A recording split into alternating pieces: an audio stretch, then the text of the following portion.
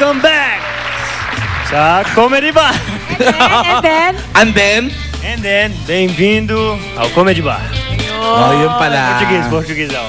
Portuguese para Espanyol din, bienvenido din. Bienvenido. Yes! Bes, etong next natin na, itong una natin stop comedian for the night. Ano to, Bes? Sigurado ako habay na habay to. Talaga? O, heli ka na. Panoorin na natin. Let's all welcome Paula! Ting! Ting! Ting! May uwi si nanay. May uwi si nanay. Hi! I'm Chucky. Wanna play? Huwag po kayo matakot sa akin, ha? Ito pong suit ko, ito yung palagi kong ginagamit pag ako po ay nagre-ring bearer. Opo, pang ring bearer po ito. Nag-ring bearer ako sa 3 kasal. At lahat po sila, divorce lahat. Totoo yan. True story po, lahat ng maririnig nyo sa akin ngayong gabi. Ngayon po, kaya ito po, sa 3 divorce na kasal na yan, I therefore conclude na kung gusto nyong hindi masyadong mahaba ang inyong relasyon, ako po ang kunin nyong ring bearer. At kung kayo naman ay very busy sa inyong trabaho, ayaw nyo para magkaroon ng anak, ilagay nyo lang po ang mukhang to sa inyong kama. Because this face is the best form of contraceptive. Tama? Alam nyo po, kung di nyo po nalalaman, lumaki po ako sa isang eskwelahan run by the Salesians. Totoo po yan. Bawal po doon ang bading. Kaya naman, sabi ng mga pare, kayong mga bading, wala kayong kalulugaran. Sabi ko, ay, okay lang.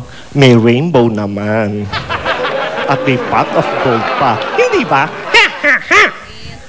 At doon, pinepuwersa kami sumali sa mga sports. Siyempre, yung madali mo nang aming kinukuha. Ako, una kong kinuha ang pagsisipa. Yung may tingga at mayroong balot na sampalok. Ganyan kami. 1, 2, 3, 4, 5. Kasi yung mga pare nakatingin. Siyempre, pag wala ng mga pare, 1, 2, 3, 4, 5, 6. Diba? At siyempre, kailangan pa ng another sports. Ang gusto, who wants to be in the swimming? Father! Siyempre, okay lang. Akala nila lalaking-lalaki na ako. Hindi nila alam, nagbabantay lang ako doon. At siyempre, alam po, maliit pa lang ako, tawag sa akin palakana. Kokak, elementary, high school, college, hanggang ngayon nagtatrabaho ko, kokak pa rin. So one time, galing ako sa isang show sa Boracay. Nakita ko ng palaka. Sabi ko, Remek. Hindi ako pinapansin ng palaka. Remek. Sabi ko, baka hindi ako naiintindihan. Kokak. Hindi pa rin ako iniintindi ng palaka. Sabi ko, baka Bisaya itong palaka. Kukak. Sabi ng palaka, totoo po nangyari yan. At syempre, alam niyo po, dahil sa pagtsatsyaki ko, pagiging palaka ko, nakarating po ako ng Amerika. Nakapag-work po ako sa San Francisco. Dito pa lang, sa interview ko sa US Embassy, so, what do you do? I said, I'm an impersonator. Who do you impersonate? Chucky! Sabi niya, Chucky who? Chucky the dad. Wanna play? Sabi niya, oh, Chucky! Look, he's Chucky! Oh, congratulations, Chucky! Welcome to the United States!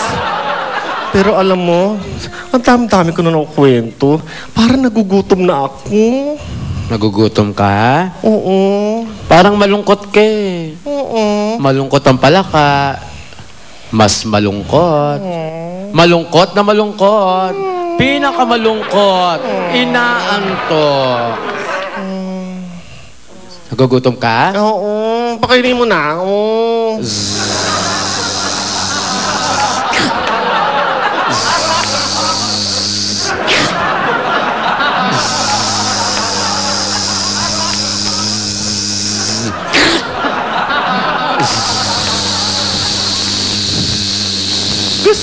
masarap! Asan yung masarap? Papunta rito. Siyempre, hindi si Alan. Huwag kang tatakbo. Lumalayo yung lamok. Hi! I'm Jackie. Wanna play? Natakot ako. Thank you so much. Maraming Paula, salamat. ladies and gentlemen. Halik kayo. Ang galing mo. Isa ka talagang palaka. Salamat po. Sir Alan Kay. Salamat, Paula. Salamat. Salamat. At susunod ang pagbabalik na isa sa mga ugly. Talaga? Oo. Sino kaya doon? Dadagundo Basta. ka. Sa pagbabalik yan ng